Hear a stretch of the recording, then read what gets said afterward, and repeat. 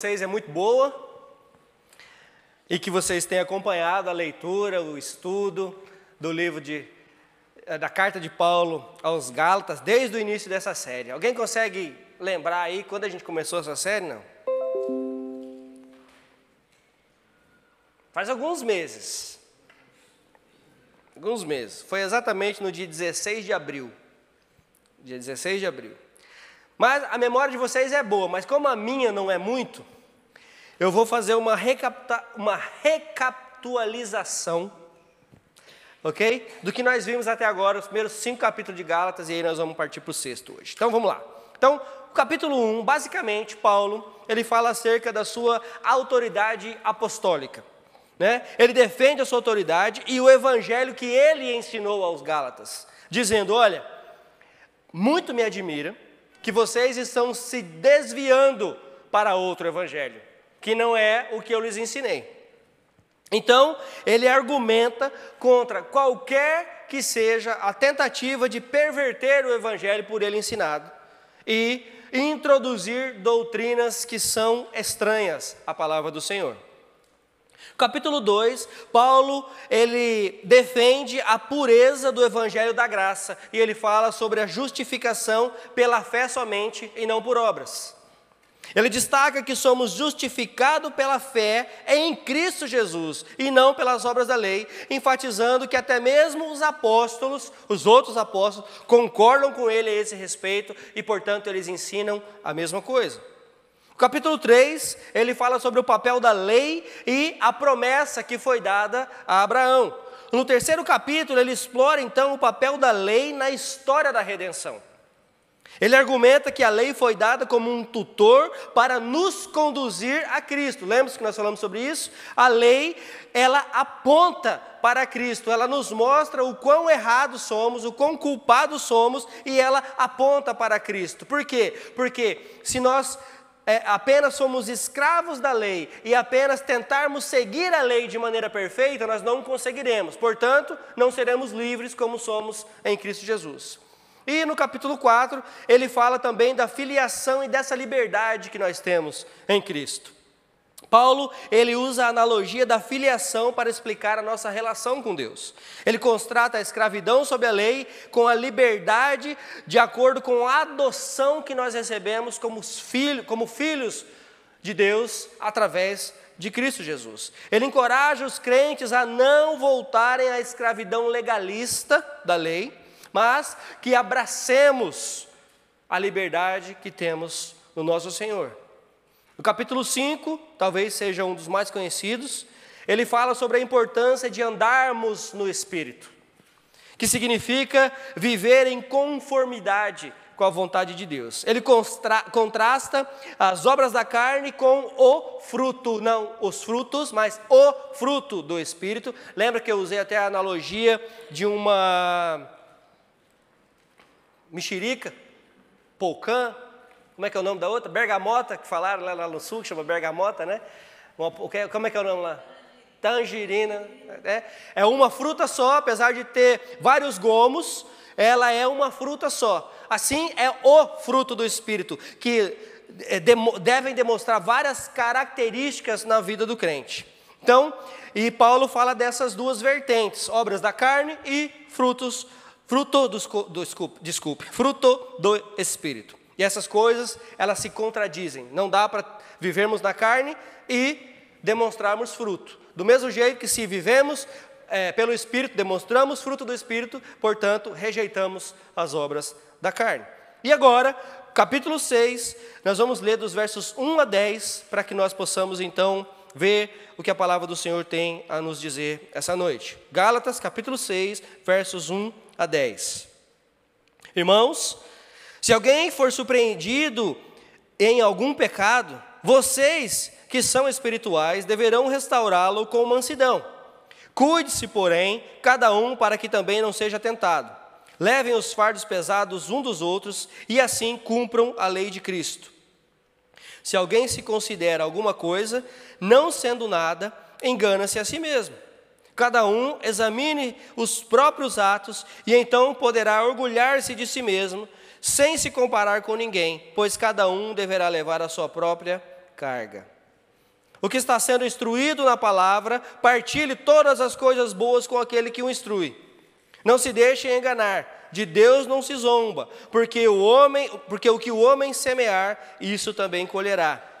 Quem semeia para a sua carne, da carne colherá destruição. Mas quem semeia para o Espírito, do Espírito colherá a vida eterna. E não nos cansemos de fazer o bem, pois no tempo próprio colheremos, se não desanimarmos. Portanto, enquanto temos oportunidade, façamos o bem a todos, especialmente aos da família da fé. Pai Santo, nós queremos, diante da Tua palavra, diante do Senhor, diante da Tua majestade, sermos agradecidos por tudo que o Senhor tem feito nas nossas vidas. Obrigado, Senhor. Obrigado pela Tua bondade, pela Tua misericórdia. Obrigado por estarmos aqui, para louvarmos o Teu nome e aprendermos mais de Ti. Fala conosco, Senhor Deus, através da Tua palavra. Fala conosco através, Senhor Deus, da confirmação do Teu Espírito Santo. Que Ele mesmo venha abrir o nosso entendimento. E toda a honra e toda a glória sejam dadas a Ti, Senhor Deus. No nome santo do Senhor Jesus que nós oramos. Amém. Amém. Então vamos lá. Então Paulo lembrou, no capítulo 5 aos Gálatas, que foi para a liberdade, capítulo 5, verso 1, que foi para a liberdade que Cristo nos libertou. Portanto, permaneçam firmes e não se sujeitem novamente ao jugo da escravidão. Essa liberdade em Cristo, na verdade, a carta aos Gálatas é a carta da liberdade em Cristo Jesus. Ela é conhecida assim. Ele mostrou que em Cristo somos livres, livres para adorar, livres para amar, livres do pecado, livres da escravidão da lei, livres das obras da carne. Por quê? Porque estamos em Cristo Jesus. Temos fé naquele que nos salvou. Por isso que Paulo fala sobre essa liberdade. Somos livres para obedecer, somos livres para amar uns aos outros, somos livres para servir uns aos outros. Esse é, de fato, o que significa, é de fato o que significa ser liberto em Cristo Jesus. E Paulo também fala desse fruto do Espírito em Gálatas 5, verso 22, 23, dizendo que o fruto do Espírito é amor, alegria, paz, paciência, amabilidade, bondade, fidelidade, mansidão e domínio próprio. E ainda salienta que contra essas coisas não há lei, não há lei. Então, agora ele passa dessas coisas e começa a falar aqui no capítulo 6 sobre responsabilidade mútua. Capítulo 6, Paulo nos lembra da importância da nossa responsabilidade para com os irmãos e irmãs em Cristo Jesus. Gálatas 6:2 diz: levem os fardos um dos outros e assim cumpram a lei de Cristo. E assim cumpram a lei de Cristo. Já já nós vamos falar o que é esse cumprir a lei de Cristo.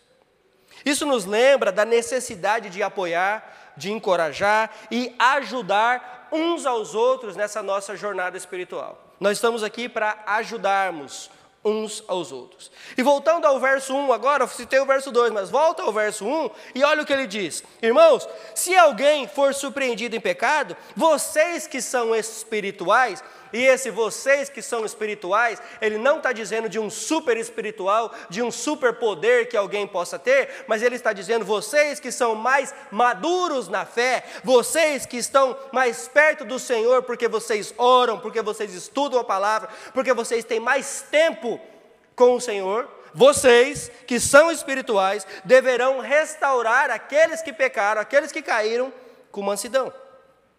Cuide-se também, porém, cada um de vocês, para que não seja tentado. Irmãos, absolutamente ninguém está isento de erro. Espero que vocês concordem comigo. Absolutamente ninguém está isento de errar. Ao contrário do que muitos pensam, a igreja é cheia de gente falha. A igreja é cheia de gente falha e doente.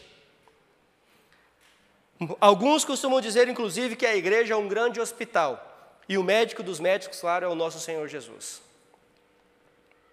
Jesus mesmo disse isso, relatado no Evangelho de Marcos, capítulo 2, verso 17. Não são os que têm saúde que precisam de médico, mas sim os doentes. Eu não vim para chamar justos, mas pecadores. Isso é igreja.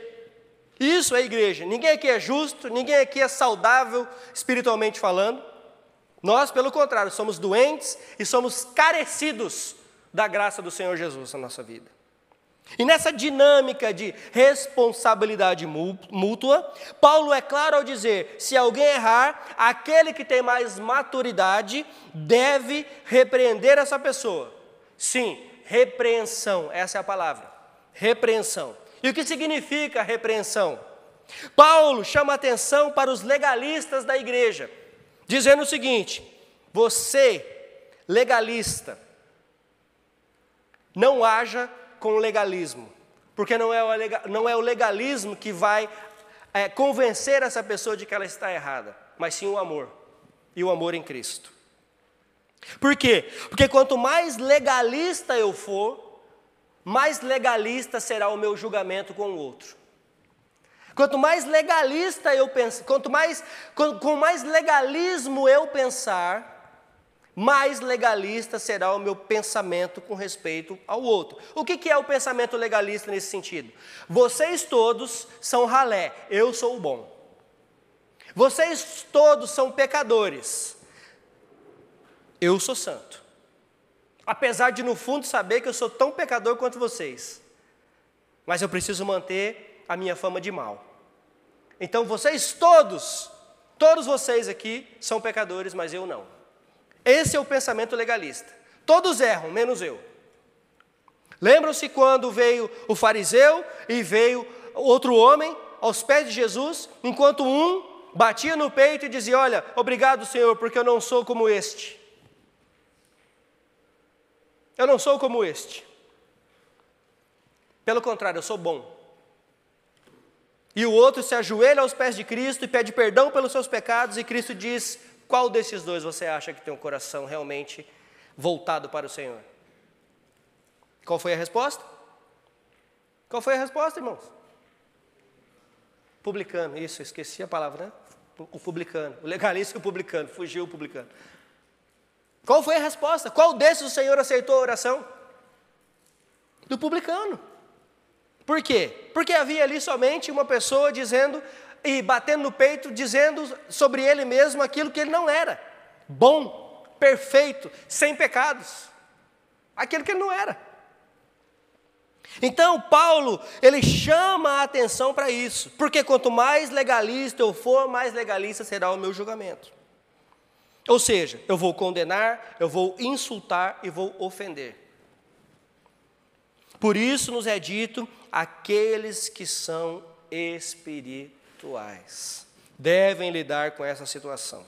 Estão vendo que a repreensão deve ser de maneira adequada. Essa repreensão não é para qualquer um não, tá? Essa repreensão é para aqueles que são espirituais. É para aqueles que realmente entendem o que é pecado, é para aqueles que realmente entendem sobre restauração, sobre redenção, sobre salvação, sobre perdão. É para esses. Para esses. Por quê? Porque os crentes espirituais que Paulo chama aqui, eles são guiados pelo Espírito Santo.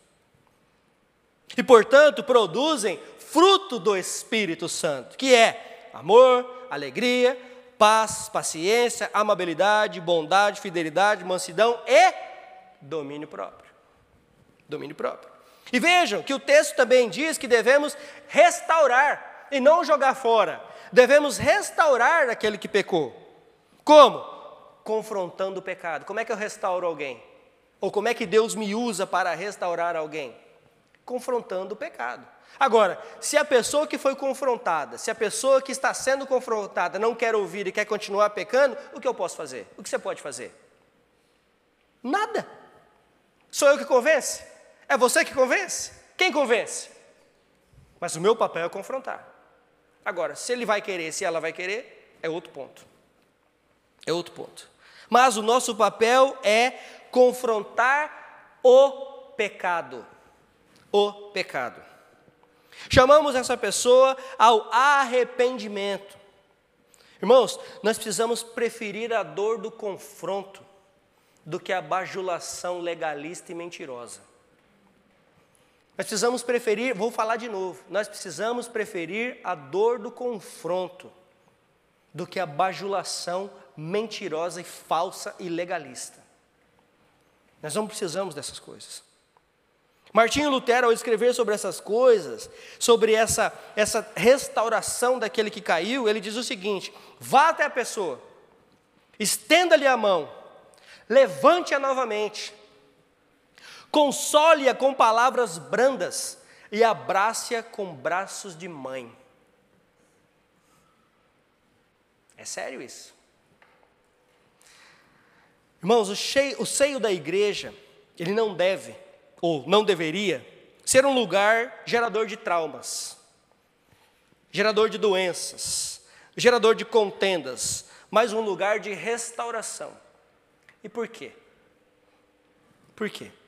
Porque aqui está cheio de pecadores restaurados pelo sangue de Cristo. Amém? Aqui está cheio de pecador que foi restaurado. Está cheio de pecador restaurado que está buscando viver vidas restauradas por Cristo.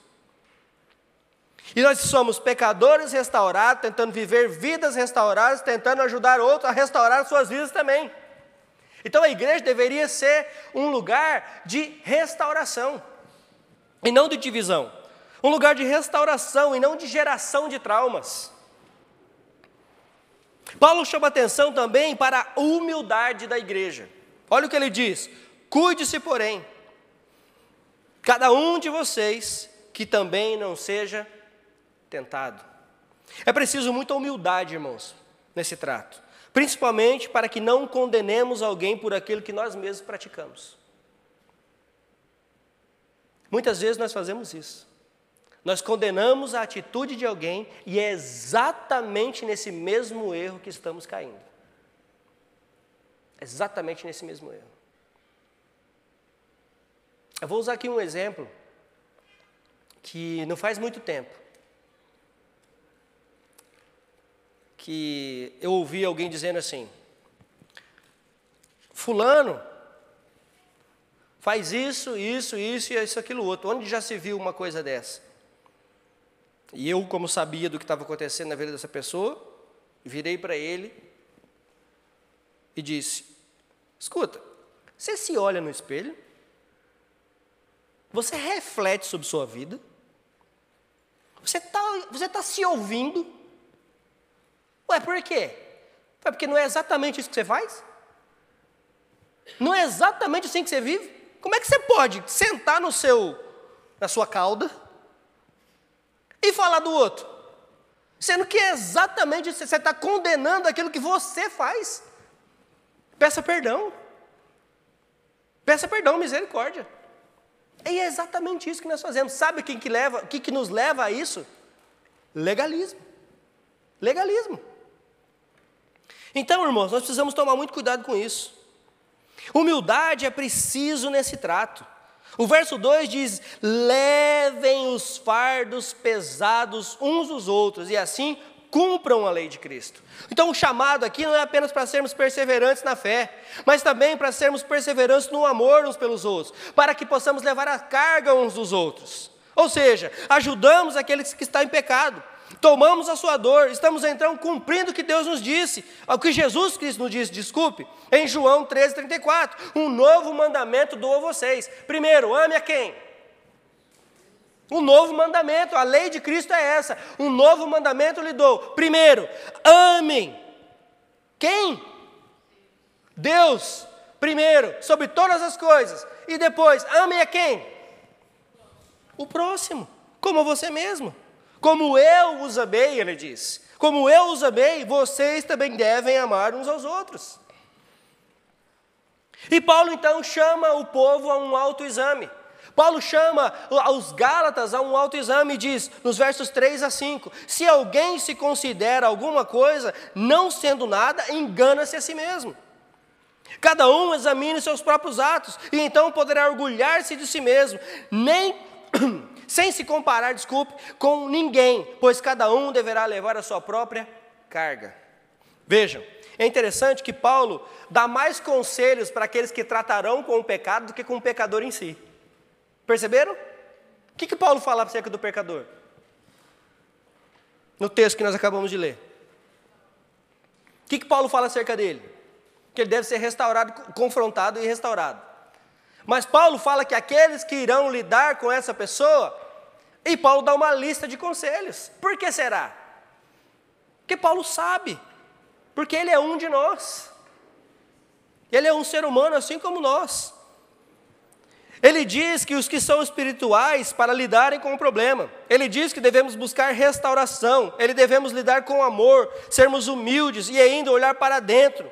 Não se engane, não tenha autoestima de você mesmo, porque você é tão pecador quanto, eu sou tão pecador quanto. A pessoa que é e trata com outros com legalismo, geralmente ataca a imagem do outro. Sabe para quê? Para melhorar a de si mesmo. Eu ataco a sua imagem porque eu quero melhorar a minha. Ele denigre o caráter do outro porque eu quero confirmar o meu. Isso é o que o legalista faz. Mas cada um deverá levar a sua própria carga, diz o texto. E aí Paulo começa a falar sobre o princípio da semeadura e da colheita. Você já plantou alguma coisa? Quem aqui já plantou alguma coisa? Já plantou um pé de fruta? O que você plantou? Você falou que já plantou. Uma planta. Já plantou um pé de alguma coisa? Quem aqui já plantou um pé de alguma coisa? Já plantou um pé do quê? Pé de tomate. E nasceu pera. Foi? O que nasceu? Exatamente. Se você planta um pé de tomate, vai nascer o quê, Maressa? Morango. Oxe. Não, pastor, não é. Você veio do Brasil falando oxe mesmo. Oxe, pastor, oxe. Né? Oxe, pastor. Você nem foi para a Bahia? Né? Então nós temos aqui o princípio da semeadura. Paulo está dizendo o seguinte: aquilo que você plantar, você também vai colher. Vai colher. O que está sendo instruído na palavra, dos versos 6 a 10. Todas as coisas boas que ele o que está sendo instruído na palavra, partilhe todas as coisas boas com aquele que o instrui. Não se deixe enganar, de Deus não se zomba. Pois o que o homem semear, isso também colherá, ceifará. Quem semeia para a sua carne, da carne colherá destruição. Mas quem semeia para o Espírito, do Espírito colherá o quê? Vida eterna. E não nos cansemos de fazer o bem, pois no tempo próprio colheremos, se não desanimarmos. Portanto, enquanto temos oportunidade, façamos o bem a todos, especialmente aos da família da fé. 3 coisas nós podemos identificar aqui, que dizem respeito às nossas vidas em particular. Primeiro, relacionado ao nosso ministério. E Paulo aqui está falando sim, de pastores e mestres que ensinam na casa do Senhor. Ele diz que aquele que está sendo instruído na palavra, partilhe todas as coisas boas com aquele que nos instrui. Paulo sim, está falando de dízimo, de oferta, de ajuda, sim. Ele está falando sobre isso. Mas não somente isso. Não somente isso. Então, para aqueles que instruem, que eles possam ser pagos segundo a sua instrução. Ok, mas Paulo está falando também sobre a nossa responsabilidade de passarmos adiante aquilo que estamos aprendendo. Aquilo que estamos aprendendo devemos também passar adiante. Irmãos, nessa batalha entre carne e espírito, devemos plantar o quê? Não responda não, você que pense. Não é para você responder, não, você que pense. Então, Paulo ele chama a atenção da igreja para o cuidado com aquele que instrui a palavra e diz também que somos também ou distribuidores ou instruidores dessa palavra. Aquilo que recebemos também compartilhamos. Precisamos fazer isso. Ele diz também que devemos levar a nossa vida buscando santidade, porque quem semeia na carne colherá destruição, mas quem semeia no Espírito colherá vida eterna. Paulo está falando aqui da nossa vida espiritual, da nossa vida cotidiana. E em terceiro lugar, não nos cansemos de fazer o bem. Não nos cansemos de fazer o bem. Vejam que essas três coisas elas estão relacionadas à lei da semeadura e da colheita.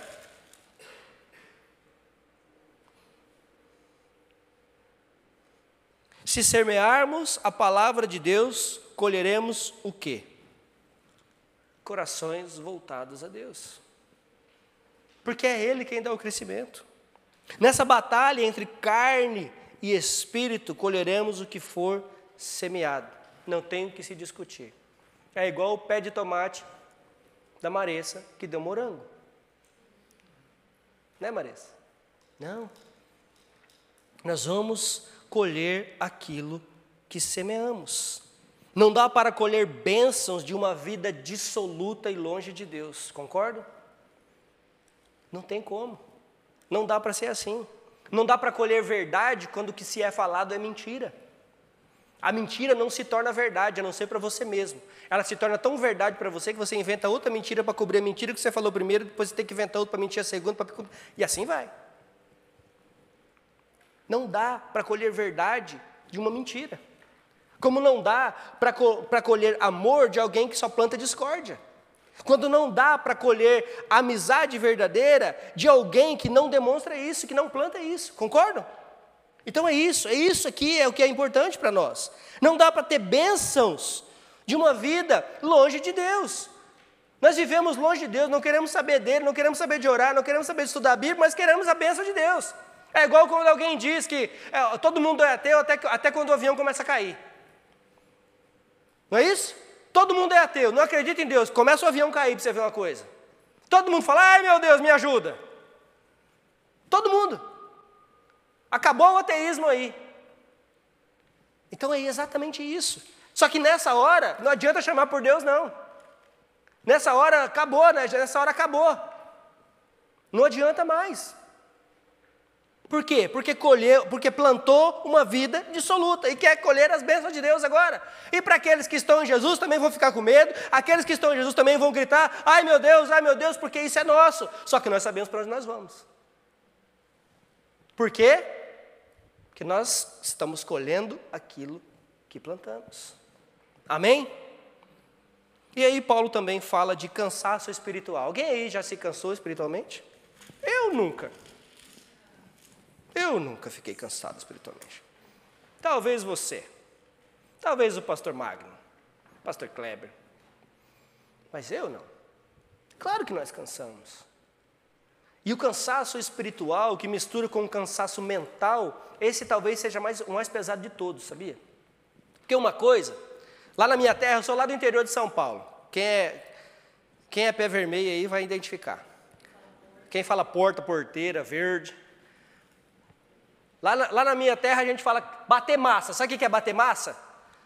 É fazer massa de cimento. O dia todo. Lá a gente tem o pedreiro, tem o ajudante do pedreiro. O ajudante do pedreiro é o que bate massa. Fulano, precisa não sei quanto de massa, vai lá, vai bater massa. O dia inteiro batendo massa. E não tem trabalho mais cansativo do que esse. É muito cansativo. É muito cansativo. É pesado. Tem que pegar saco de cimento, 50 quilos, virar, pegar água, busca, não sei o quê. Depois que está tudo pronto, leva no balde, o bonitão só chega lá e... Mas é o trabalho dele. Eu sei o que eu estou fazendo. Se você não sabe, você vai bater massa. É assim que funciona.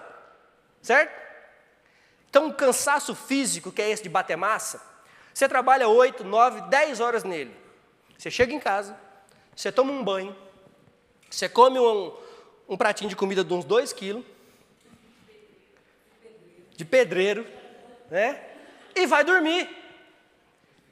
Sabe o que acontece com você? Você descansa. Você descansa. No outro dia, você está prontinho, 8 horas da manhã, para fazer tudo de novo. Esse é o cansaço físico. E esse é o melhor que tem. E ainda tem aquela do dever cumprido. Eu vou dormir cansado, mas hoje o dia rendeu. Fiz não sei quantos quilos de massa, sei lá como é que vocês falam, quantos bard, sei lá como é que fala isso. Como é que fala isso, Marcos? Sei que... Metro quadrado, viu? Falou quem sabe. Viu? Fiz... o Marcos batia massa que eu sei. né? Então esse cansaço é diferente do cansaço espiritual e o cansaço mental. Então, Paulo diz, olha, não nos cansemos de fazer o bem. Nós não cansamos só na esfera física, nós cansamos também na esfera espiritual, mental. Ninguém consegue ser espiritual o tempo todo, irmãos. Todo mundo tem o seu calcanhar de Aquiles. Todo mundo tem. Ninguém consegue ser espiritual o tempo todo. Se você vê alguém que se acha espiritual o tempo todo, você pode confrontar, porque está em pecado. Está em pecado, está mentindo. Está mentindo. Está querendo ser alguém que ele não é. E Paulo diz aqui que nós devemos confrontar esses. Paulo nos encoraja e exorta, dizendo, não nos cansemos de fazer o bem. E nem sempre é prazeroso fazer o bem, sabia? Nem sempre é prazeroso fazer o bem. Nem sempre nós temos resultados imediatos de fazer o bem. Assim como na colheita, assim como na semeadura. Você planta muitas vezes e você nunca vê o fruto. Talvez outra pessoa vai desfrutar desses frutos que você plantou. Talvez outra pessoa vai desfrutar desse bem que você fez. Talvez você plantou uma árvore na frente da sua casa e quando ela estava crescendo, quando estava dando aquela sombra maravilhosa que é o fruto nesse sentido, aí seu pai fala assim, vamos mudar de casa, vamos vender essa, vamos comprar outra. Pronto, você não desfrutou nada. Ou quando plantou aquele pé de manga lá no fundo de casa, minha mãe tem 2 lá, uma delícia. Eu nunca desfruto daquele pé de manga, porque eu nunca estou lá. Entende? Muitas vezes nós não vamos desfrutar dessas coisas. Nem sempre é prazeroso, nem sempre nós temos resultados imediatos, nem sempre nós somos ouvidos. Que bom seria se nossos filhos nos ouvissem, não é verdade? Filho, não vai por esse caminho, que eu sei que vai dar errado. Mas pai, mas mãe, eu sei que vai dar. A gente fala, não vai. Não vá por aí. E eles vão. E eles se estrepam. E eles voltam para casa chorando, o que a gente faz? Abraça e fala, seu cabeça de bagre. Dá vontade de bater. Dá vontade de...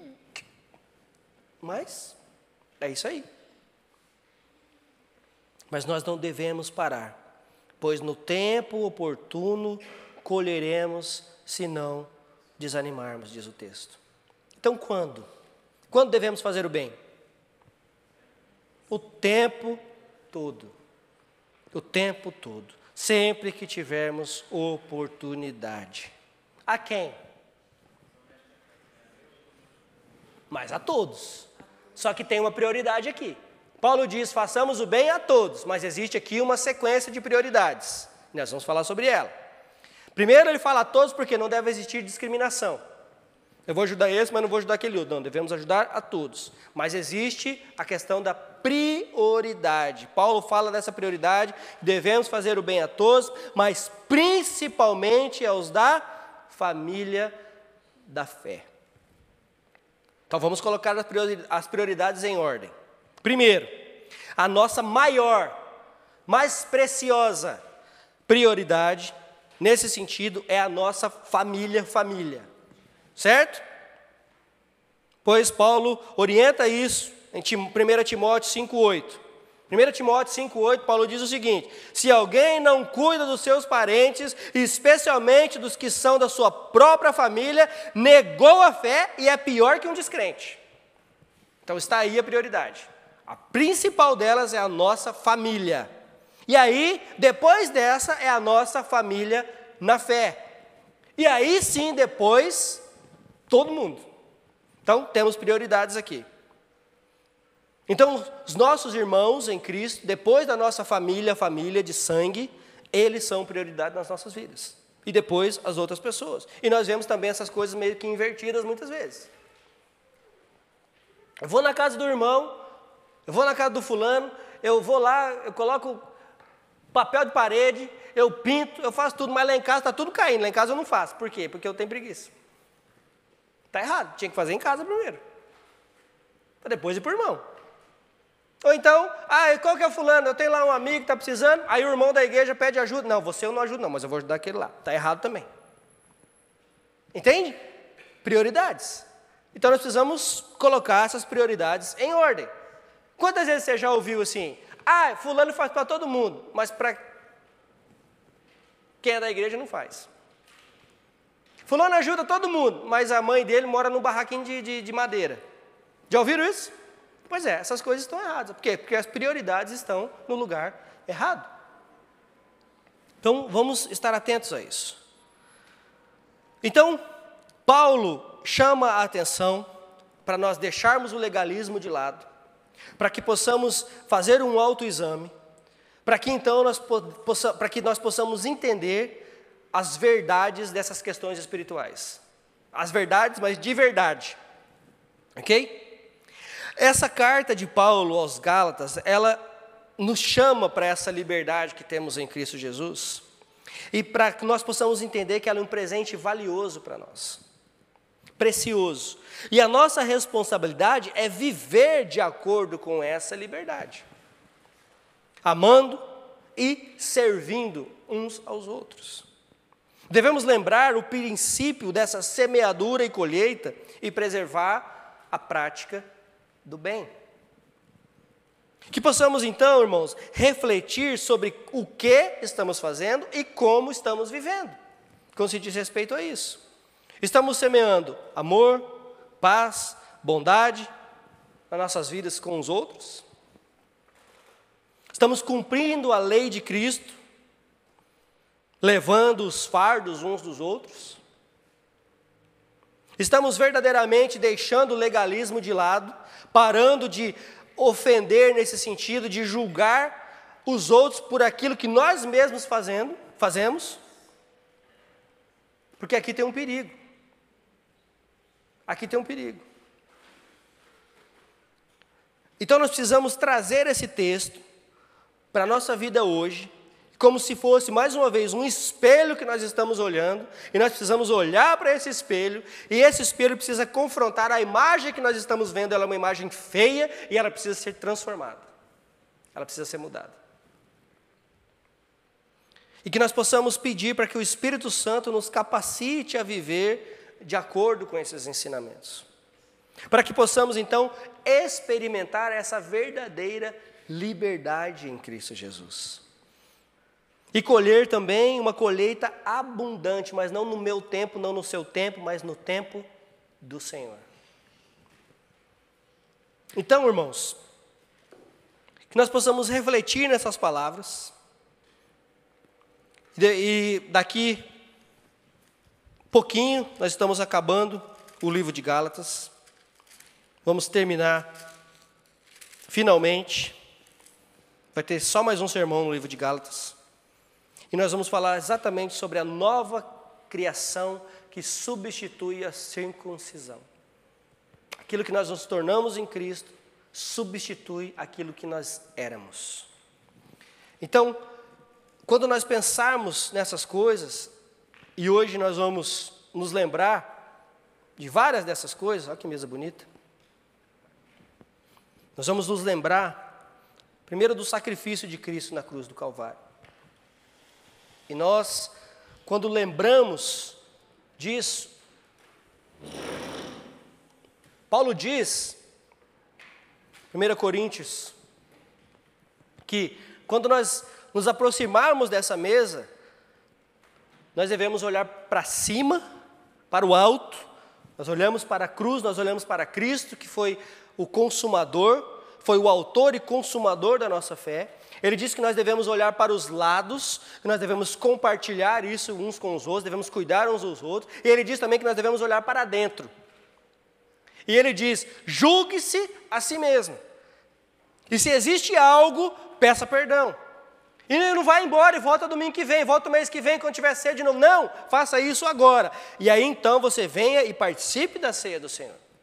Então existe aqui, de novo, uma orientação, como isso deve ser feito. Então eu convido vocês a esse momento de reflexão.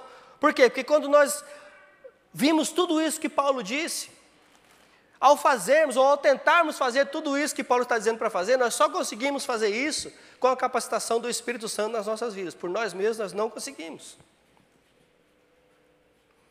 Então, eu convido vocês a, antes de participar da ceia do Senhor, para que nós possamos fazer essa reflexão. E falando em reflexão, pode encerrar a transmissão, por favor. Falando em reflexão, eu tenho aqui 2 jovens. Eu mandei mensagem para todo mundo, mas parece que só eles 2 que leram minha mensagem.